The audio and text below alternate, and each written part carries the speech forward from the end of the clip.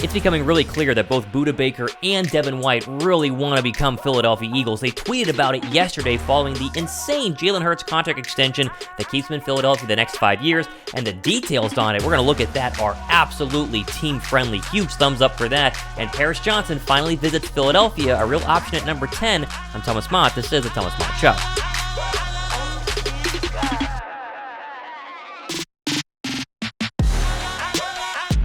What's up, guys? Thomas Mott here. Welcome to the Thomas Mott Show on a Tuesday. Everyone is kind of still reacting to the Jalen Hurts contract extension that took place yesterday, and the details on the money have finally come in. The cap hits are so fair for Philadelphia, it's unbelievable. We'll start there, and then we'll go over to both Devin White and Budda Baker, seemingly really hinting they want to be Philadelphia Eagles. More on that in a second. First, let's go to the Birds Blitz Twitter account. They have this tweet. You see it up on your screen. Salary cap hits over the next 4 years. Jalen Hurts, $6.15 million. That's this year. And then $13.56 next year. Then $21.7 in 2025. Then $31.7 in 2026. Daniel Jones, how about $21 million this year? $45 million in 2024. $39 in 25. And $56 in 2026. Isn't that crazy? That's the Howie Roseman magic. Now, his fifth year, Hurts will have a much larger cap hit, more close to $60 million. So 2027, mark your calendars, might not be the most free agent friendly year for the Philadelphia Eagles, but essentially the 4 next years of Jalen Hurts' contract are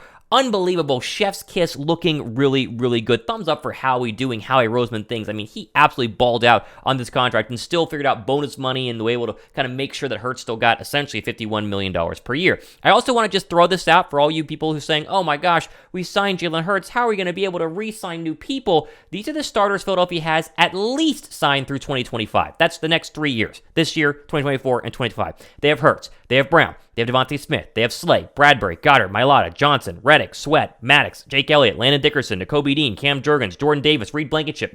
Hello? Are those not all the main star players in Philadelphia? Not to mention, the next 3 years, you have 2 first-round draft picks this year, 2 second-round draft picks the following year, and then a first round in 2024, a first round in 2025. They are going to keep the main core around and be able to add and build around it due to the fact that Howie Roseman has been an absolute cap wizard so far, almost his entire tenure in Philadelphia. A couple of moves here and there. I think the Carson Wentz one, hard to predict he was going to be that bad afterwards, but Howie's done a great job. Thumbs up for Howie. I think I wanted to start with you guys seeing that the Eagles are in really, really good shape. Okay, I want to go over here to the idea that there are still free agents who want to come to Philadelphia, and I've said this all offseason long. Philly is a destination spot, and Devin White continues to really enjoy commenting on the Eagles' Instagram page about how much he loves Philadelphia. So Philly posts the Instagram post about Jalen Hurts coming back. They say, keeping the main thing in Philly. We've agreed to terms with Jalen Hurts on a 5-year extension through the 2028 season, and then Devin White, there he is, blue check and all, says, taking care of yours with a green heart. Obviously, Devin White wants a trade out of the Bucs because the Bucs are not taking care of theirs, taking care of him staying in Tampa Bay. And so here you have Devin White seemingly hinting that he wants to come to Philadelphia. Now, Devin White has also hinted he wants $18 to $20 million a year. So we always have said, at least I have, that it's almost impossible to trade for Devin White. However, if you were able to trade for him because he wants to play for you on a cheaper deal, then maybe Howie can make it make sense. It would have to be a night of the draft, Thursday, Friday, or Saturday, in terms of it making sense. But there's a good example of a player wanting to come play for Philadelphia. Whoever you are, and we'll go from there. Something that I really like is that Eagles coach. He's who he is. Nick Sirianni. Exactly. So just seeing that is definitely special as a player. Not to be outdone, Budda Baker, he went ahead and tweeted this after the Hurts contract extension. Hard work always prevails. Congrats to Jay Hurts. Best thing about a guy like him is the work never stops. Obviously, the work does stop for his current quarterback in Arizona and Kyler Murray, and Budda seemingly sees that Jalen Hurts is a win-only kind of guy and a team-only kind of guy, and understands that he obviously is, kind of a pretty big deal in Philadelphia. He also liked this tweet right here. All of Philadelphia understands. That was yesterday, about an hour ago yesterday on the NFL's official Twitter account. He liked that one as well. Now, again, I don't want to stir up controversy saying, Budda is officially coming to Philly. Devin White, they're here. No, but they seemingly are very keen on what the Eagles have done with their own key players and also bringing back Jalen Hurts on a contract extension. The Eagles are going to win a lot the next couple of years. Why would you not want to be a part of it? Budda apparently wants a contract extension. There are reports saying 2 to 3 second or third round draft pick is what it would take. But if he would want to take a little bit cheaper, maybe Howie could make some moves. And we saw earlier that Jalen Hurts' cap hit is nothing this year. It's $5 million, so the Eagles still technically have some money to spend.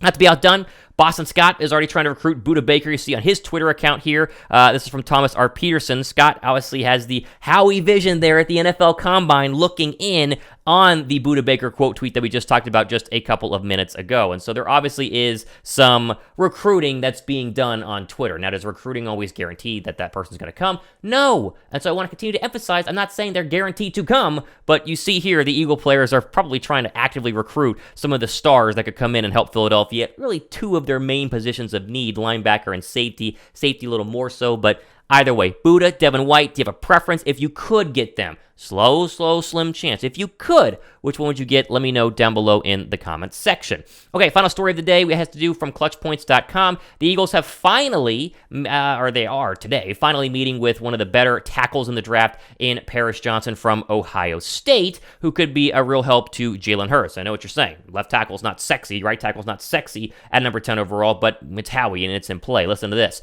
Ohio State offensive tackle Paris Johnson is in Philadelphia for a pre-draft visit with the Eagles, according to a Tuesday tweet from NFL reporter Mike Garfolo.